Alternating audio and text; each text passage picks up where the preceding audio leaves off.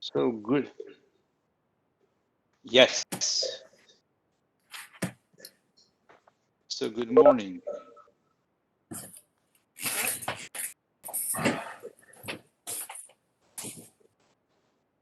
So good morning. Good morning. I don't see everybody, but I hope it. Good morning. Everybody can. Yes, So, George, we are here, so I think that you can start. Yes, very good, Jan. Yeah, good morning to my my friend and the co-chair, first of all, Mr. Jan, and ladies and gentlemen, I am more than happy about that we were able to manage this meeting, and in advance, thanks a lot for everybody. It's not so easy to come together Friday morning, but the issue is very important. Excellencies, colleagues, distinguished guests, friends, and I'm really the honor to welcome, in my capacity, the co-chair of the EPP or interreligious dialogue and intercultural activities. In our webinar, as you know very well, we're looking for the present situation in Lebanon. What can I say? In advance, we can only try it. The situation, you know very well, excellencies and the other personalities. It's very complex. And why precisely Lebanon? We have to do it. And our working group has been following the development for many years, and we are really connected with Lebanon.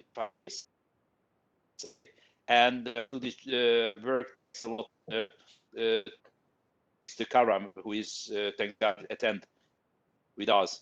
In the framework of EPP Group Intercultural Interreligious Dialogue activities, we have receiving high-level Lebanese delegations in the European Parliament, and members of the EPP Group also visited on the several occasions of the country, and myself, I visited several times.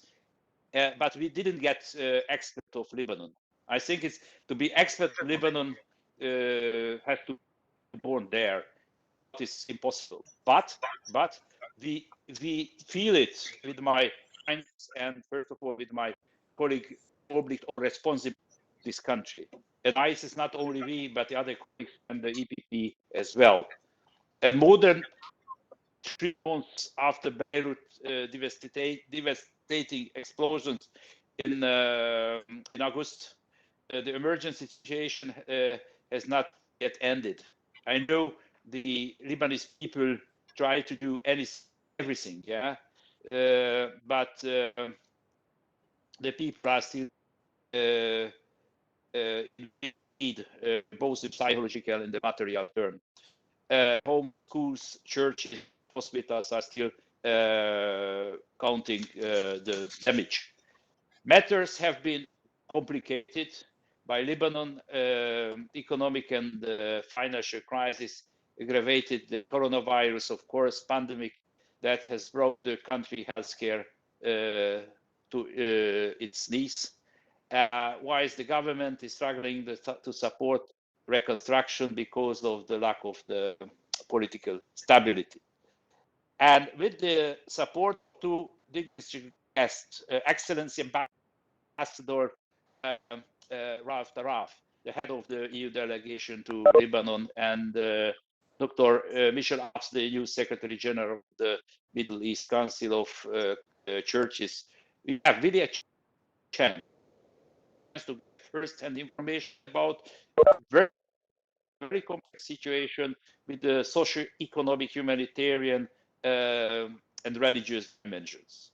But we are happy about the opportunity, and we would like to thank first of all to His Excellency Ambassador Tarraf for helping us to see how to EU in coping with the complex crisis. And likewise, I would also wish to express our gratitude to Dr. Abs in advance We are representing an important Christian organization in the religiously very diverse, I would say very colorful Middle East. Very much look forward to listen to you about how the different churches and Christian communities, but maybe not only the Christian communities, attempt to tackle the many problems.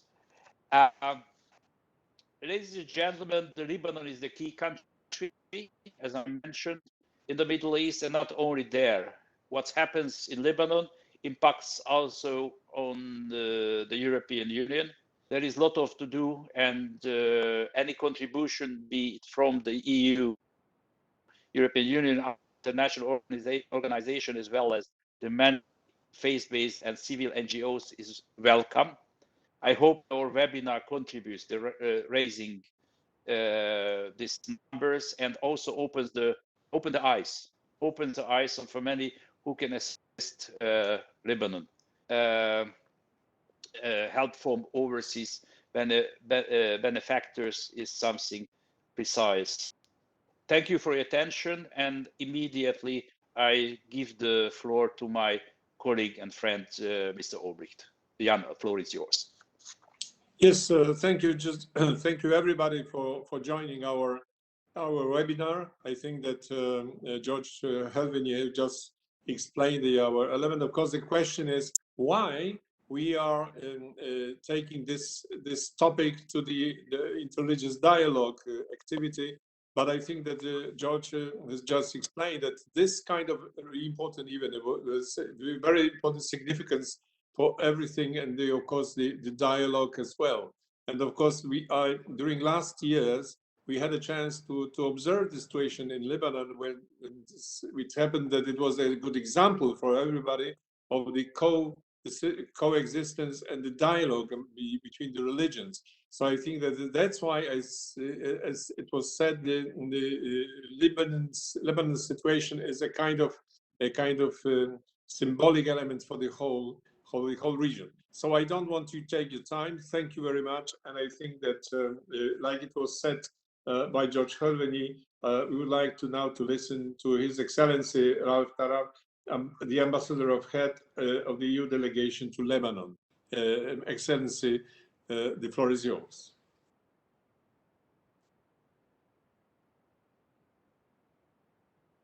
Very much, Mr. Chairman, and distinguished members of European Parliament. I hope you can see me and hear me now properly, because we had connection issues. If that is the case, can I please ask you to mute yourself, because I have a lot of echoes in my ears. I'm now on my thank you very much. I'm not on my phone. It's a bit improvised. I hope you can see me then, nevertheless. Please shout if there is any issue with the connection. Okay, I just would like to give you a snapshot of the situation in which we are currently in, and then happy to take any questions and comment further. I will start with the blast on the 4th of August, what has happened since then politically, then go to the economic background of the current crisis, and then finally our EU response to the emergency situation right now. So politically, the first step, what has happened politically since the blast in Beirut. The government of Hassan Diab stepped down 1 month later.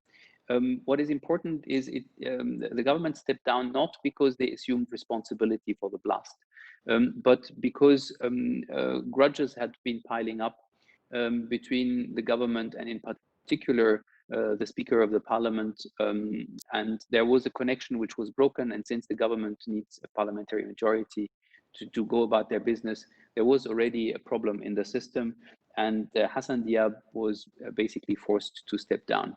He's still in office as a caretaker prime minister, and he's still running the business, but these caretaker governments in Lebanon have the tendency to very rapidly disintegrate, and it's been very difficult, and they have also a rather limited mandate what they can do to have a proper interlocutor in the government, despite the fact that a lot of people still are very active. We have seen 2 visits of President Macron to the country in an attempt to facilitate a new government formation, which is in Lebanon always a complicated issue. We had an interlude of a new prime minister designate, Mustafa Adib, who was nominated prime minister, but he could not deliver on building a government of technocrats. This is what he had tried to do, and this did not deliver. Eventually, the former Prime Minister Hariri stepped in the process of government formation and got nominated with a majority of the parliamentary forces as a new Prime Minister designate. And he has the task now to form a government. There is no deadline to this. The last time he tried it, it took 9 months to form a government. So this is quite complicated.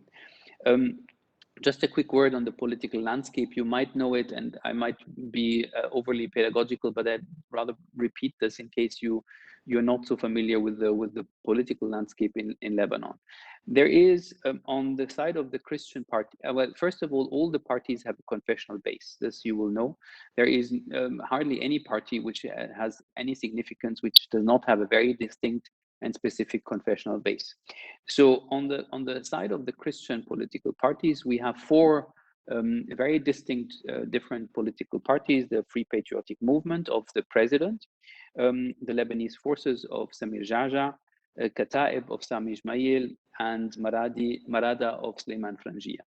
The Christians always nominate the president. So President Aoun is a Maronite Christian. And Lebanese forces and the Kataib are in opposition to all the attempts right now to form governments, because they disagree fundamentally with the fact that Hezbollah is part of the political process, and in particular part of the government to be formed. Marada is a small Christian party with very strong ties to Damascus and to Syria. It represents a very distinct Christian community in the north and does not have traction.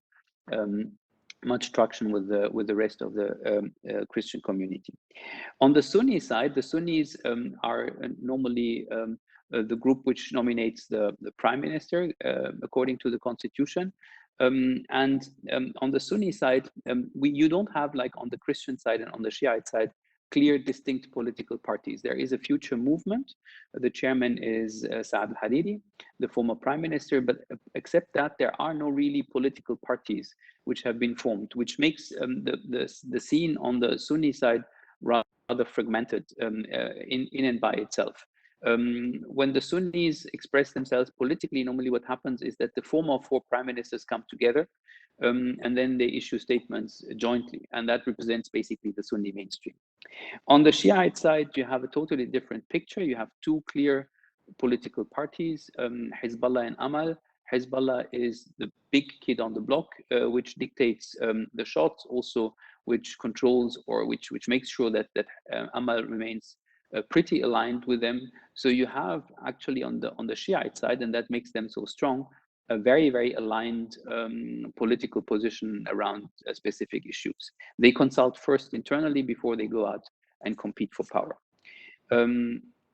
Now, the government formation is ongoing. I said the political parties reflect confessional communities, but we should not be mistaken.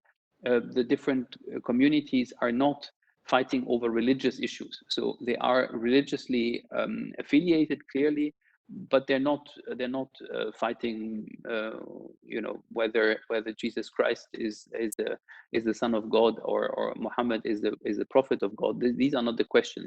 It's more cultural and political affiliation and community bound than religious in the proper sense of the word. Hariri has been nominated some month ago to become the prime minister. He expected a swift government formation, but the process is dragging on, and he's not able to tie it together because there are a lot of power brokers who want to be part of the game, and he actually wants to have a lean and small government which is able to deliver on certain reforms which might bring Lebanon out of the danger zone, and he's not capable of doing that. He has to accommodate, because he needs, at the end of the day, a majority in parliament, and he needs to win that over. Now, we are all fixated a bit on what is happening on each and every day, but the big crisis Lebanon is in is not the crisis which was triggered by the blast, but the economic crisis. There, I can answer questions later if you wish, but I will cut it short.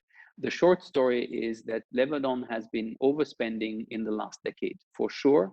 They have spent 25 to 30 billion US dollars more than they actually had as revenues. Because practically nothing is produced in Lebanon, because they have to import everything they either consume as industrial goods or also agricultural products. I learned recently that 85 to 90% of all the food consumption in Lebanon is important. So they don't even have an agricultural sector which can sustain the population. This is the result of decades of wrong economic choices and wrong economic policies. How did that system work, and how did that happen? It had three major sources of injection of cash. You can't call that income. That was first the diaspora, which was parking its financial assets in Lebanese banks.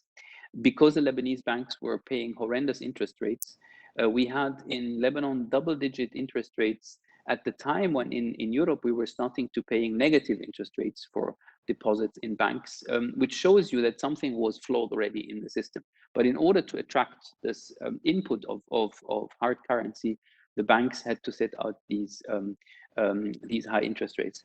With the banking crisis, with the trust lost totally with the banking system, this inflow of money has totally stopped.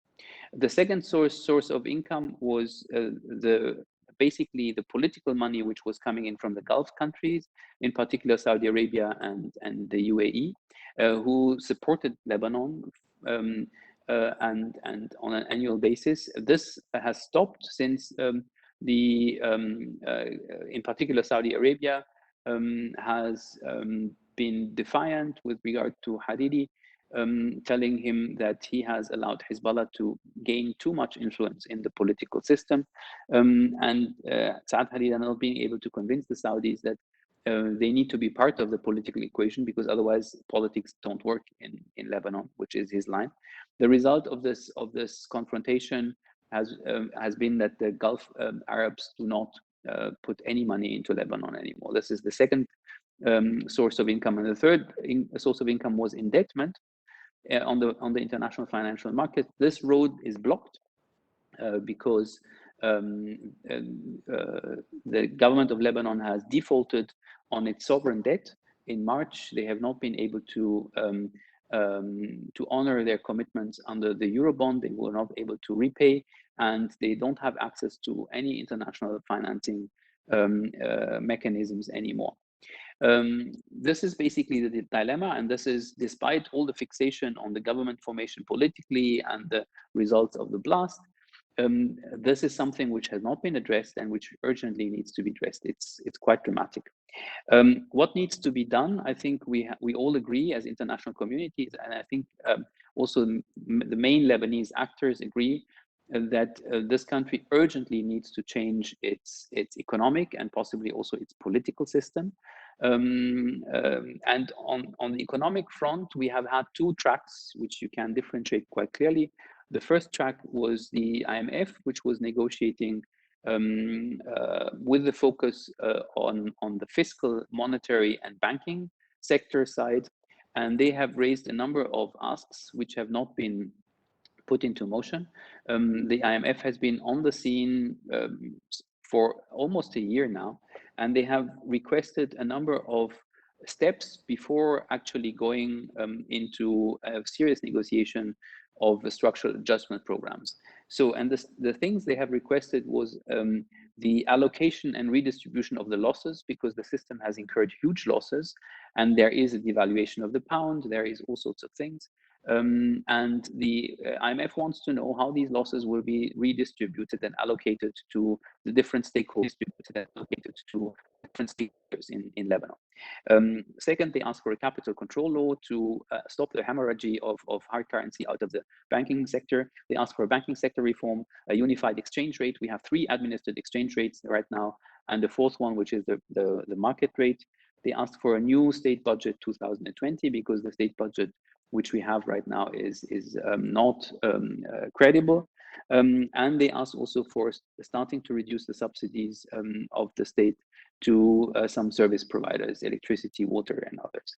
None of this has been acted upon, neither by the previous government nor by the current government or the caretaker government. Most of it needs to be dealt with Parliament. So we need to make sure that we don't have this fixation on government only, because a lot of it needs to be actually approved in Parliament. The second track is the whole issue, which I would call improving the governance of the system. And there we talk about a modern procurement law, public procurement, strengthening of oversight bodies, strengthening of the judiciary, and all these issues. Also on this front, not much is happening these days. I don't think we have seen any significant progress which would be worth reporting for the last 6 months, which is quite dramatic given the situation. You have the impression that the Lebanese decision makers are just focused on other issues, but not these issues which need to be redressed. Now, I don't want to be moralizing and to say they're not doing their job. It's the nature of the political system, which is very, very difficult to handle and which require a consensus of a lot of political forces before you can take these drastic steps. The situation, the economic situation, is dramatic in the country. The IMF projects a contraction of the economy in 2020 of 25%, a quarter of the GDP. The annual average inflation rate is estimated by the IMF at 85%. The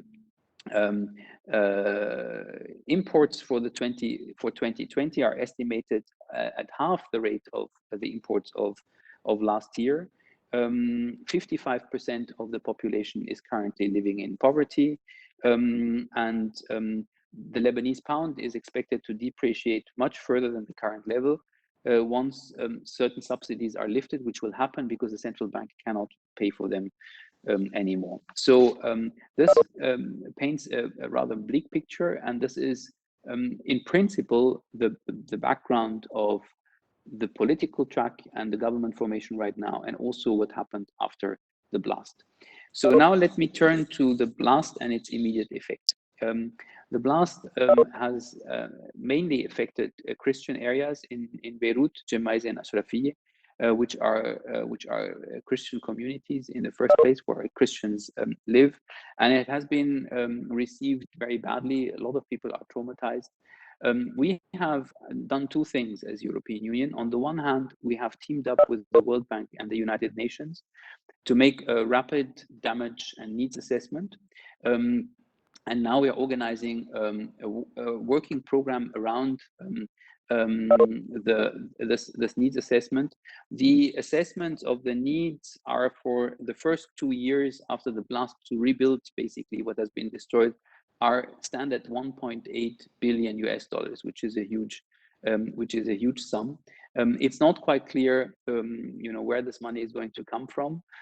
We have set up a mechanism together with the World Bank and the United Nations, which we are consulting right now with civil society organizations, with the private sector, with the government, and with donors, in order to have a more rational system to channel funds into the system, because the current way of operating, to go through some small NGOs and to give them money, is first of all not very rational. Second, there is a lot of double booking. There is also a lot of abuse in the system, which is very difficult to trace. So we need a more rational and a better coordinated response to this. And we're currently trying to convince donors to go through that mechanism, which we have set up. On the side of all this, we have done a lot in humanitarian assistance. As an immediate response to that. We have triggered the EU civilian protection mechanism, and there we have focused much on the Lebanese Red Cross, on the ambulances, on the medical supplies, on shelter for the population which has lost their homes. I can give you the details if you're interested in that. As I said, the focus has been mostly on the medical sector, and we have now in this year upgraded our emergency response through ECHO and also through DG NEAR. We have added 63 million euros for the response to the blast. It goes mostly and foremost into first of all the damaged infrastructures, mostly schools and also medical sites, and goes into the support of medical equipment. We have also had a study done for the hazardous waste in the port, this is work which is ongoing, which is going in parallel to the more kind of setting up a system together with the World Bank and the United Nations to organize the more sustained recovery and reconstruction. I think I would stop there. It's already quite substantive, and I'm very happy to take any question you might have after this. Thank you very much. Thanks a lot, Your Excellency. And I think myself, I am full with questions, yeah. But I think it would be organizational reason. It's better that to listen first after Your Excellency, Mr. Dr. Abs, yeah, and after we turn to your topic back, and we can formulate questions. Mr. Dr. Abs, the floor is yours, please.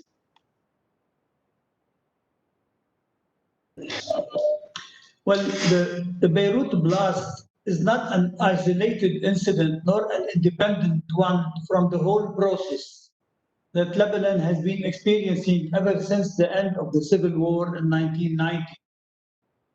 This process culminated in a revolution that emerged on October 17, 2019, when on that Thursday evening, hundreds of thousands of Lebanese filled the streets of Lebanon.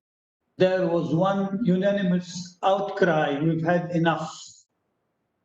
This upheaval, called at that time first the What's Up uprising, was apparently a reaction to a proposal from the side of the government to tax the use of WhatsApp by the Lebanese. But this was only the drop that overflew the bowl. The story began much earlier, 3 decades ago, when the supposedly representatives of the nation gathered in the Arabic Peninsula signed the National Unity Pact called the Taif Agreement in order to end the 15 years of war. This agreement, which left the government without a head but rather with 3 heads, was the starting point of the 3-decade systemic deterioration and even destruction of the public management structures which were supposed to safeguard the interests of the Lebanese people who survived the war. The end product today is a dismantled public sector and a corrupt political life that leave no room for hope of reform. The toll of neglect that characterizes the management of public affairs is the only explanation of the situation that led to the Beirut blast. Regardless of the fact whether the explosion is mere combination of circumstances or an induced one. The militia leaders who discovered and practiced the magic tool of political sectarianism used it to the best possible and the most efficient ways for 3 decades long, 1990-2020. During this period, thousands of cases of corruption were discovered and hundreds of scandals erupted, but none of them was properly dealt with. The different political sectarian groups drew a red line in front of their supposed leaders. If you happen to explore the file of a corrupt politician, the whole political sectarian group will stand up and protect him. During all this period, this was the defense recipe which was used by all politicians, even if they were in total animosity with each other. The formula applies to everybody and became a consensus in the political arena. You practice forgiveness with my leader, and I practice the same with yours. Fanaticism was stronger than interest and paralyzed the whole rational thinking process that leads to accountability. Therefore, no public person was held accountable for what he committed. We are in the state of connivance. This was baptized under the name of consensual democracy. Therefore, during all the period that separates us from the end of the Civil War in 1990, very few people were held accountable for what they did, and fewer were jailed. In this respect, we do not lure ourselves by calling these leaders politicians or parliamentarians, but rather princes. Their power doesn't come from the people who has no choice but to elect them, but rather from a divine power who chose them to protect the supposed community, the politico-sectarian group versus the other politico-sectarian ones. For the masses, this duty was sufficient enough. The fact that allowed these principles to abuse in their management of the resources of the country. Through learning by doing, the formula was developed further. Either this ruling class governs the country and pilfers its resources, or they drive it into civil war. This new blackmail equation emerges every time honest elites require opening files and hold the princes accountable for what they did. The revolt of the Lebanese, which started in October 2019, was a real and frightening early alarm for the caste of the princes. It indicated that the people have had enough with being exploited, and that the level of awareness became adequately high to destroy the idols and push for accountability and punishment. The central claim was to recuperate the stolen wealth of the Lebanese for 30 years.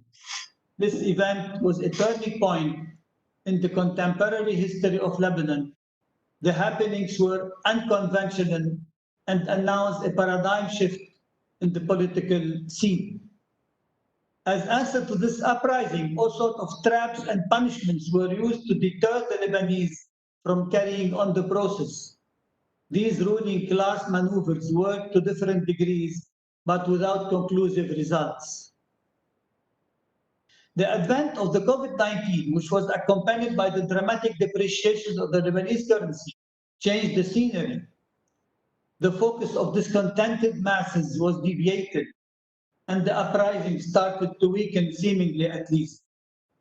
Beirut blast occurred in the very time when the Lebanese were wrestling with their means of livelihood. The deteriorated national currency dropped substantially the standard of living of the large majority of the population, since Lebanon is a country which economy was geared for the last 30 years towards rent and speculation, and which depended for more than 80% on importation, even for the most elementary products. The corporations were closing down by hundreds, employees were laid off by thousands, and salary cuts were practiced at high rates. In all this, the Lebanese were lost between an extremely corrupt government and ruling class, a deteriorating economic situation, and the threat of a sectarian civil strife. The frog, happy first in the warm water, can anymore get out of it when it became boiling. Alike the COVID-19 pandemic, Beirut blast came as additional burden on the shoulder of an extremely vulnerable society, thus preventing people from holding its leaders, princes, responsible for what they perpetrated for decades. People are too busy securing shelter, medicines, food, and tuition fees to be able to care for anything else. The relief and reconstruction aid, which was provided to people affected by the blast via some governmental organizations, the Lebanese army and some ministries, as well as via NGOs and intergovernmental organizations, remains far below what they lost. The figures shown in the different surveys that were conducted in the affected areas show a huge need for funding and a long period of time for reconstruction, as all materials are not available due to exchange rate problems.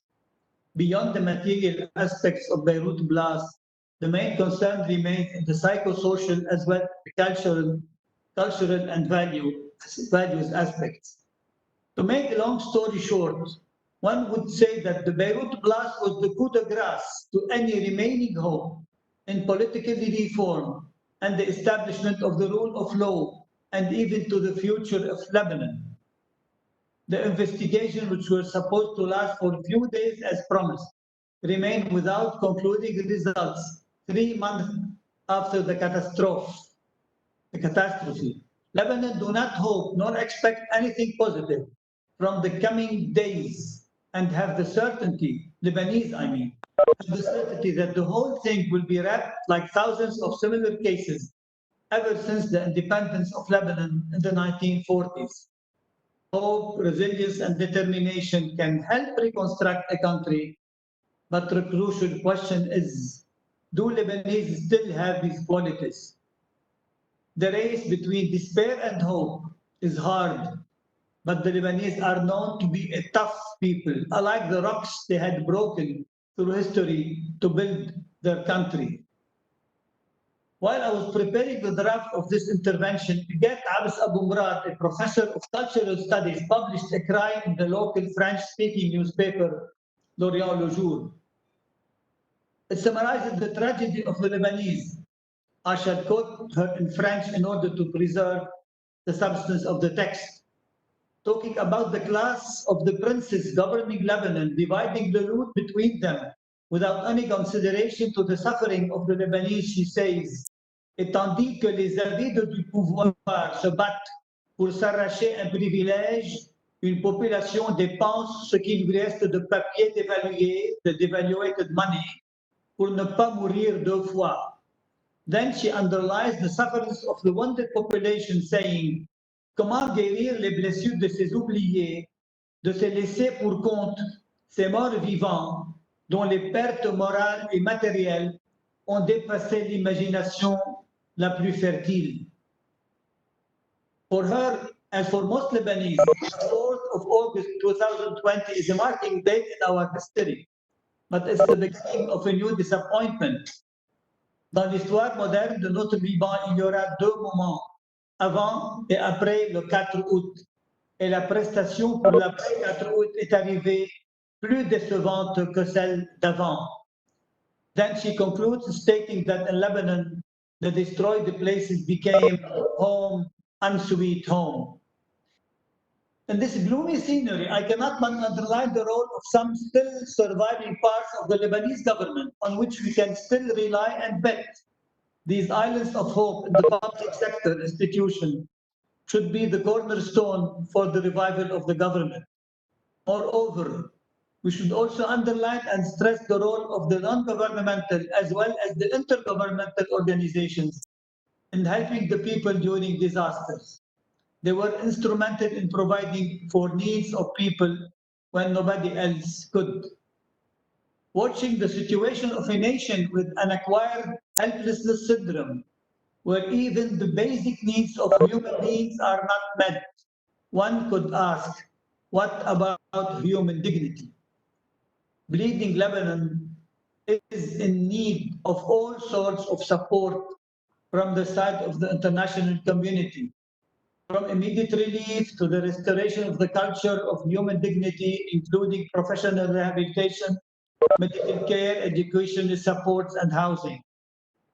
At the Middle East Council of Churches, we are either addressing these needs or planning to do so in the forthcoming plan of action. Awareness raising is a main trend in our agenda. While providing support, be it in the form of know-how or material aid, the international community is going to scrutinize the organizations through which the support is channeled so that no wastage shall be incurred and that the efficiency of help reaches its peak. huge losses were done in the name of the population, which benefited from only a reduced degree from what was provided for its well-being in its name. This must come to an end. Wounded Lebanon, in the image of Christ, will win over the devil, and the court of history will be in its interest in the days to come. We just hope that the process will not necessitate as much sacrifices as Lebanon has given so far. Thank you for your good listening.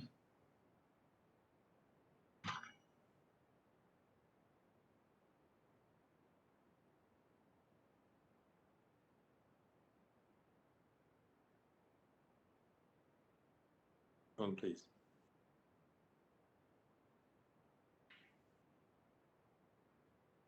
Microphone, please.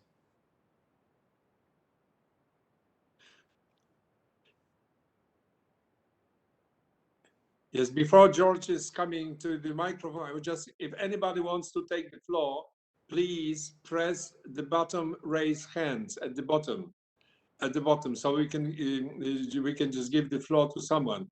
At the bottom, when you have the picture of the person, you have the raise your hand. If anybody wants to raise your hand. Yes, George. Yeah, thanks a lot, Jan. I think you and me, we will have a chain of questions, but please really push the button if somebody else would like to have questions too. I think it's I don't need to conclude the two speeches, and I would like to turn myself directly to my questions.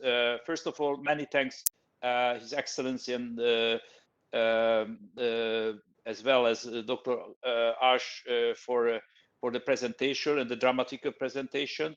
And of course, it's two different characters. Of course, it's understandable that we are happy to know you and listen to you. And my question, yeah, that will be very concrete questions. That's first to His Excellency Tarraf. You mentioned very important issues, and I would ask about the role of the diaspora. Diaspora has all the time a crucial role in Lebanon, so far as I know. And in this current situation, how is the situation? And this how is possible to the financial background? One part of the financial background of Lebanon transferred from the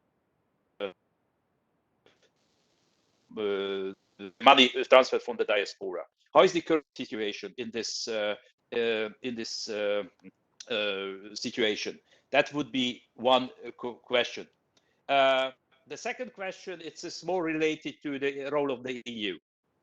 That's how do you see, and you are the expert, you are the really the bridge between the EU and Lebanon, and how do you see what can be done more efficient? And how do you see that? What would be your vision? How far can we go to the EU with the cooperation? You mentioned the ECHO, you mentioned the different positive issues, but how do you see that? Diaspora and EU relations. And sorry, I give back the floor to Jan, of course. The question to Dr. Abs. You mentioned several times the political sectarianism. I would be highly interested. Yeah, that's highly interested to listen to you about a little bit more. Yeah, that is really, you mentioned the corruption and different kind of issues, but this political sectarianism. What's this for you?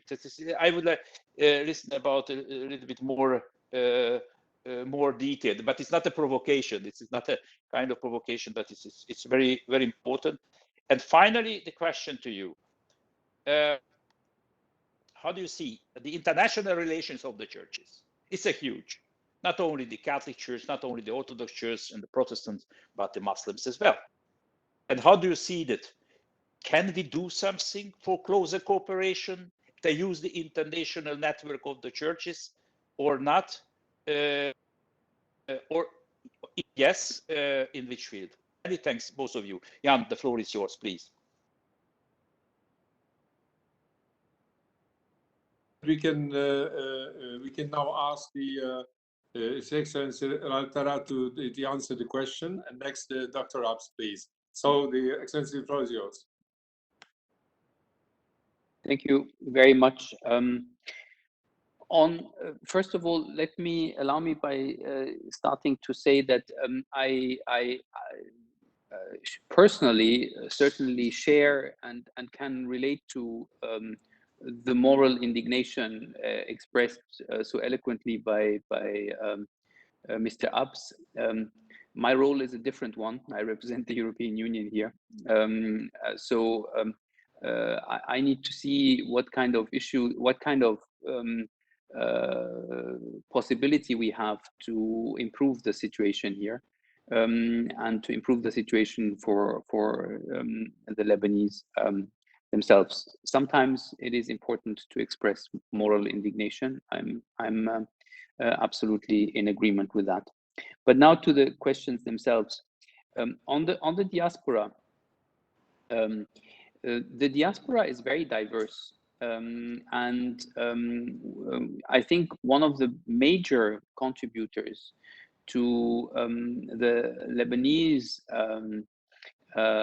financial system was the diaspora of the Shiites in Africa, all the traders and merchants who basically were putting their money into Lebanese banks to keep it there, because the banking system was considered to be one of the best banking systems in the world. Banking secrecy was guaranteed, and it was not just remittances for families to survive, but it was really basically a coffer in which they parked their money. As I said, until recently, Lebanese banks were paying double-digit interest rates. You could get for a long term deposit in the Lebanese bank, you could get 10, 12, even 15%.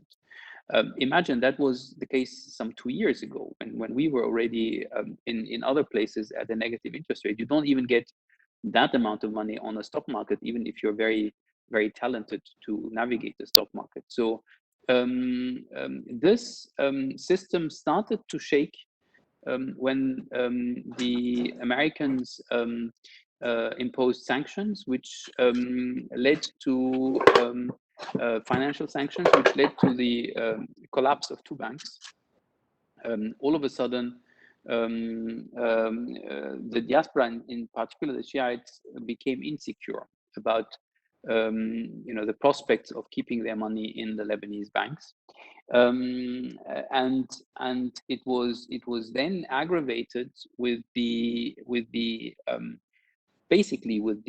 way how the financial crisis was handled by the Lebanese stakeholders. I remember I had discussions with the governor of the central bank from the beginning of the economic crisis. I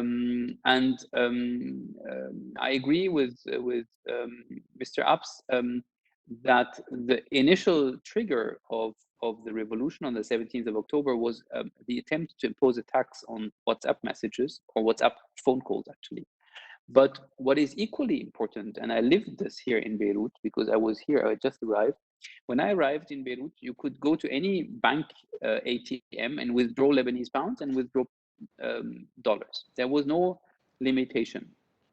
A week before the revolution started, it was not possible anymore to withdraw withdraw dollars from the ATMs of the banks. The dollars disappeared very quickly in the system because they were basically running out, and Lebanese understood exactly what that meant, because since then all the deposits which are been held in dollars in the Lebanese banks have basically are frozen, and it is totally unclear what will be the result of this freeze. And a lot of Lebanese who have deposits in US dollars cannot access these deposits. And there is clearly organized and systematic theft from the commercial banks who blackmail the Lebanese into changing these US dollar accounts into Lebanese pounds at Mickey Mouse rates, in order for the people to access at least some of their entitlements. This was the result of a total lack of a capital control law. This was so important why the capital control law should be implemented, because that would regulate the sector. And the governor of the central bank, rightly or wrongly, explained to me that he doesn't have the mandate to impose a capital control law. This needs to be done in parliament, and he's right. A formal capital control law needs to be passed by parliament. It hasn't happened until today. And the consequence of that was a total anarchy in the banking sector, where some depositors were able to bring their money safely abroad. I will spare you the details, who we suspect that is. Certainly the people with a lot of leverage, and the small depositors and the vast majority of depositors not being able to access their money at all anymore. And then not being able to do anything with this money, with the prospect that they don't know what is going to happen, because until today there is no regulation of the sector. The sector is totally unregulated. In addition to that, the government defaulted on their sovereign debt. They could not repay their debt, which means that the banking sector as such has basically ceased to exist and collapsed. And we have indication that even big banks are just close to collapse.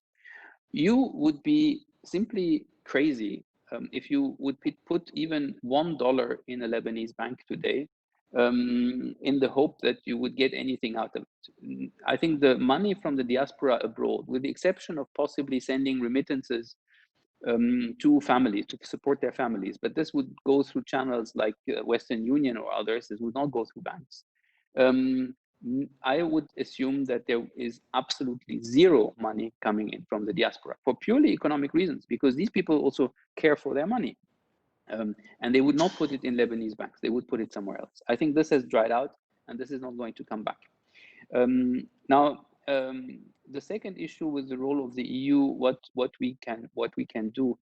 You know, our leverage on the scene is rather limited, and if you need any example for that, President Macron himself, as a person, has invested heavily political capital to get at least the government to be formed. You know, nothing is happening. So we need to be measured in what we can actually do in influencing the scene. We clearly have a vision. And this vision might be very counterintuitive, given what Michel Abs has described, which is in large parts reasonable. But we maintain that the best what can happen out of this crisis is that we go back to a system where you have strong state institutions which are well managed, well governed, and which cater for the services for the population, and which are not used as money printing machines for the ruling political elite. This is our vision. This is what we continue to push for. This is why we insist on certain things, insist on rationality, but this is a marathon. But this is a vision I think we can all unite behind, because we think that the Lebanese people deserve to be governed in a different way. And there is a lot of consensus around this vision. The question is, how do we actually implement it? And you know, what can we do in order to get some more rationality? The EU is very well placed to play this role, because when you see what has happened on the European continent, we have the tools and the mechanisms to help transform economies and political systems to be more open, more transparent, more accountable. We have done that in Europe. The traction in places like Lebanon, of course, is much, much lower, because the incentive which existed in Europe that countries would join the European Union does not exist here, and it will not be put on the table at any moment. So the traction is less. So we work more or less with moral persuasions, but this has its limits. I hope I answered your question. Yes, I think that I would just, before giving the floor to Dr. Abs, I would just to add to this question, the question has been posed by Jose Luis Bazan. I quote the question.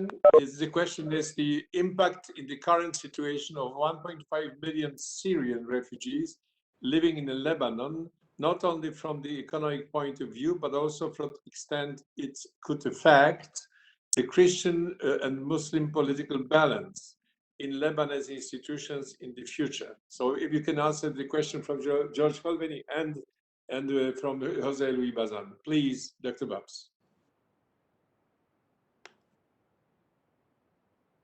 Okay, thank you. Well, I understand. So I have 3 questions to answer. Let me start with the first one concerning the political sectarianism. Well, the model is easy. It's complicated for you Europeans who have a secular society, but it's easy for us since we have lived in it. But before, I want to thank His Excellency Mr. Tarraf for his nice words, and I can say as much of what he said. And I was happy to see that we were in sort of complementarity without not at all coordinating our 2 speeches. By the way, the European Union is a long-time partner with the MECC. Ever since Klaus von Helldorf and Donato Chiarini were in Beirut in the 1980s, we had very, very big programs with them, and the EU is always a very good partner for the Lebanese NGOs. This is very, very important to mention. Now, let me come back to the political sectarianism. So, in Lebanon, since we had inherited what we call the Millet system from the Ottomans, which means the religious community system, they had to be projected into political parties, and the political parties has people who are opportunistic enough to jump to the top, and they start using and exploiting the religious dimension in order to gain power and money. In one of my articles, I defined 3 levels of sectarianism: the religious, which has no problem, as Ambassador Tarraf said in his intervention. The point is not whether the Christ is the Son of God or Muhammad is the Prophet. The problem is not religious at all. It's not metaphysical. It's purely money and power. It's political sectarianism.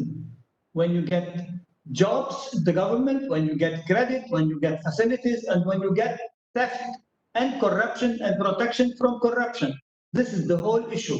So whenever you are squeezed, you can locate it, you can go through the press. Whenever a political leader is squeezed, it depends on his religion. You will find him on Saturday, on Sunday, or on Friday, praying behind his religious leader, so as he is protected vis-a-vis the community, vis-a-vis the people.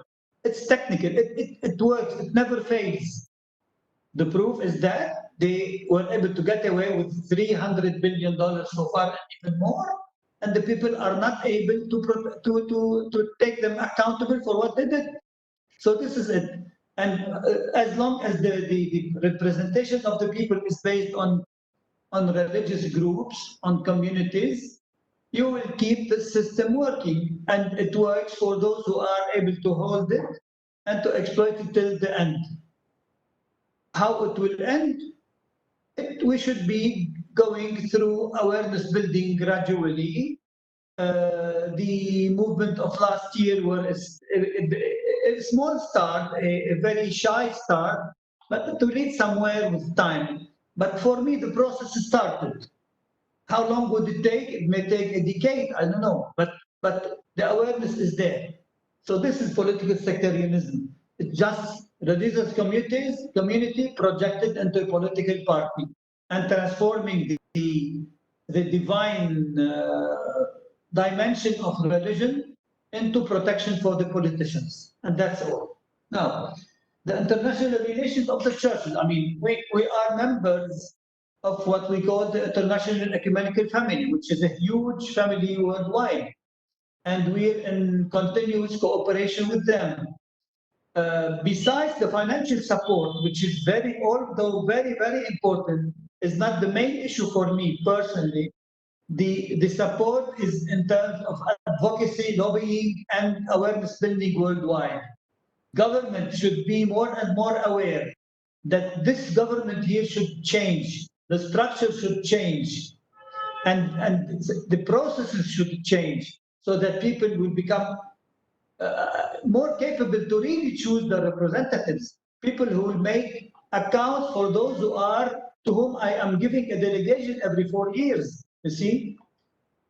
Plus the fact that the churches were always instrumental in supporting development programs at all levels. I mean, I didn't want to go through the programs we did in the Beirut blast area, which is my area. And by the way, there is a big Tarraf family in that area. They were my neighbors. I think you may know about them or know them. So I know what happened to people. This is my area. My mother's house was destroyed. People are traumatized. We did some trauma healing programs, and then we stopped because of the corona pandemic. We are resuming them soon. We made lots of medical care, medical support, food support, housing, and now we're starting housing and business rehabilitation in that area. So all this is supported by churches, the faith-based organizations, and we hope to get more support at all levels, be it the moral, the advocacy, or the financial levels. I mean, now for the Syrian refugees, yes, of course, the Syrian refugees made a sort of this equilibrium in Lebanon. The good thing is that their camps are under control, but what's hidden inside, I cannot know, because they have a certain religious color, which may make some groups in Lebanon feel sort of threat from the Syrian presence in the country.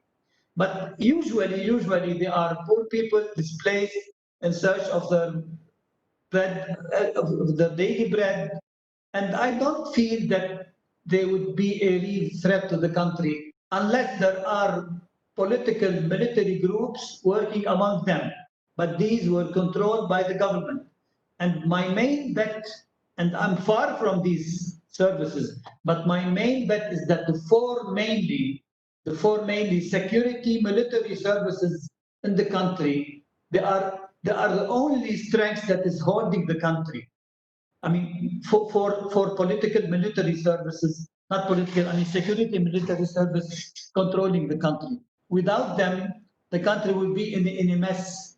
They're holding everything, and because at the political level, there is no peace. The real peace is the political peace. When you have a sort of civil peace, whatever the quality or the quantity of arms or ammunition you may have, they will get trusted in their drawers. The real peace is a civil peace. But in the absence of such peace, the only way to safeguard the country is to have strong security services holding the country. Nevertheless, on the long term, they have been there for 10 years already. It's 1 or 2 generations which are born in Lebanon. And I don't think they will be happy to return back to Syria. So this will be a problem in reintegrating them in Syria or displacing them from Lebanon to Syria. And this is a main issue which was dealt with by the Maronite League years ago. And this should be a main item on the agenda of the government, because Lebanon, the least that Lebanon needs now is a demographic disequilibrium, knowing that the demographic issue is a main issue in Lebanon since it's related to political confessionalism or political sectarianism, which would lead to later on some problems and some redeployment or redefinition of the division of power in the country. So in this respect, the Syrian refugees, I mean, I don't want to call them refugees, they're neighbors, they have been always here, and lots of Lebanese are in Syria. The Syrian neighbors living in Lebanon should be dealt with the issues. We should be dealing with the issues the proper way, and let's wait and see. I can't say anymore because anyway, the figures are not clear. They have to deal also with the figures to be sure what is the real number existing in Lebanon, without forgetting a main problem. And I always ask this question: does this figure of the 1 million and so Syrians include the 500,000 Syrian workers which have always been in Lebanon for decades or not? If I subtract this number from the total number of refugees, the remaining, the balance, will not be a big burden to deal with. Thank you.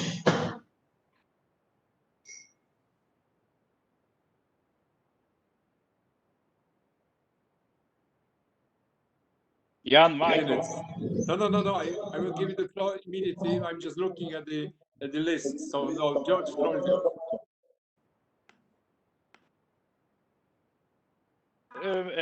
Many thanks, Jan. Yeah, but we should. Sorry, Dr. Abs, switch off your microphone, please. Very good, very good. I wouldn't like conclude it finally, and I think the outcome of this meeting, it's relevant people. I hope it's relevant MEPs confronted with the reality in Lebanon, and we get really a wide perspective from both of you, and many thanks for it. And I think it's without any kind of formality, we need relevant information regularly basis. And only that can be that we can keep on the agenda issue in general Lebanon in the European Parliament, and especially, and this is our specialty, like intergroup, working group for interreligious dialogue, intercultural, interreligious dialogue, especially the role of the churches, what it's and faith-based organizations. This is a huge issue, and it's a very complex, huge issue as well. And of course, keep on fit with information.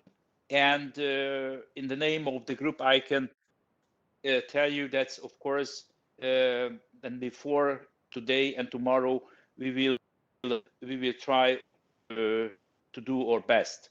Many thanks for your presentations, and many thanks to be attend for the or distinguished guests from different parts of Europe. And thanks a lot, and have a nice weekend. Many thanks. Bye.